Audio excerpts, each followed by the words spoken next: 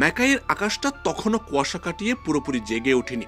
ঠিক তখনই বল হাতে দৌড় শুরু করলেন এক বাঁহাতি তরুণ, আর তার পরের কিছুক্ষণে অস্ট্রেলিয়ার ব্যাটিং লাইন আপ যেন মিশে গেল ধুলোয়।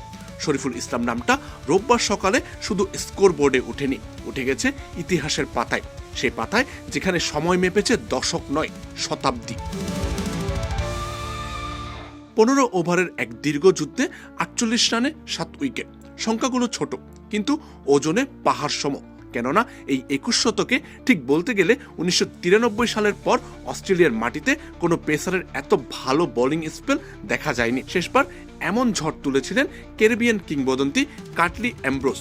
কুল অ্যান্টিপারস্পিরেন্ট ডিওডোরেন্ট স্টিক, যা আপনাকে দেবে 24 ঘন্টা পর্যন্ত ঘাম থেকে সুরক্ষা। পার্থের ওয়াকায় 25 রানে 7 উইকেট নিয়ে 33 বছরের সেই নীরবতা ভাঙলেন বাংলাদেশের শরীফুল।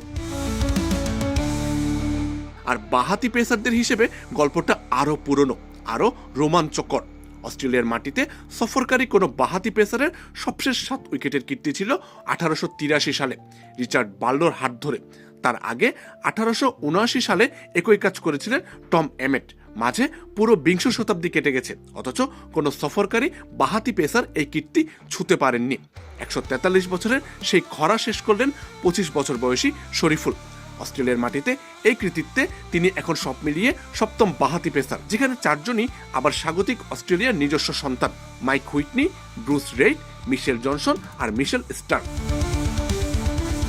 দিনের শুরুটাও হয়েছিল নাটকীয়তা দিয়ে। ক্যামেরন গ্রিনকে ফেরাতে শরীফুল বেছে নিলেন নিখুঁত এক ইয়র্কার। বল আছড়ে পড়ল পায়ের পাতায় একদম আগায়। খালি চোখে আউট মনে হলেও আম্পায়ার প্রথমে সাড়া দেননি। রিভিউয়ে গিয়ে সত্যিটা বেরিয়ে আসে। সেই একই বলে 7ম উইকেট পূর্ণ হয় শরীফুলের, আর তাতেই লেখা হয়ে যায় নতুন এক অধ্যায়। সংখ্যার হিসেবে শরীফুলের উপরে আছেন কেবল একজনই, অনিল কুম্বলে।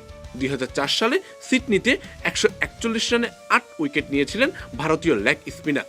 রানের হিসেবে মিতব্যয়িতায় আর আক্রমণের তীব্রতায় শরীফুলের 7 উইকেট 48 রানকেই ধরা হচ্ছে অস্ট্রেলিয়ার মাটিতে সফরকারী বোলারদের সেরা পারফরম্যান্স, যা ছাড়িয়ে গেছে ওয়েস্ট ইন্ডিজের শামার জোসেফের 2024 সালের সেই আলোচিত 7 উইকেটে 68কেও। ক্যারিবিয়ান সেই তারকাকে পেছনে ফেললেন বাংলাদেশের এক তরুণ বাঁহাতি। এই একটি বাক্যেই বলে দেয় কতটা পথ পেরিয়ে এসেছে বাংলাদেশের ক্রিকেট। বাংলাদেশের ইতিহাসেও শরীফুলের নাম এখন আলাদা ফ্রেমে বাঁধানো। দেশের প্রথম পেসার হিসেবে টেস্টের এক ইনিংসে 7 উইকেট নিলেন তিনি। এতদিন পেসারদের মধ্যে সর্বোচ্চ 6 উইকেটের কীর্তি ছিল শাহাদাত হোসেন, এবাদত হোসেন, হাসান মাহমুদ, মঞ্জুরুল ইসলাম, তাসকিন আহমেদ আর রবিউল ইসলামের।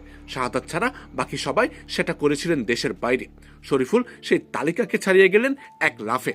দেশের বাইরে 7 কিংবা তার বেশি উইকেটের কীর্তি এর আগে ছিল কেবল তাইজুল ইসলামের। গত জুনে জিম্বাবুয়ের বিপক্ষে 138 রানে 7 উইকেট। আর দেশ বিদেশ মিলিয়ে টেস্টের 7 উইকেটের মালিক হিসেবে শরীফুল বাংলাদেশের 5ম বোলার।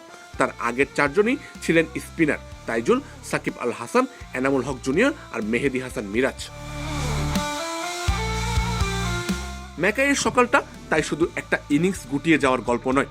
210 রানে অল আউট হওয়া অস্ট্রেলিয়ার স্কোর কার্ডের পেছনে লুকিয়ে আছে একটি প্রশ্ন: ডানহাতি ব্যাটসম্যানদের বিপক্ষে ইনসুইং আর গুড লেন্থ থেকে বল তুলে আনার যে দক্ষতা শরীফুলের চেনা অস্ত্র, সেটা যে একদিন গোটা একটা শতাব্দীর রেকর্ড বই উল্টে দিবে, তা কি সত্যিই কেউ ভেবেছিল?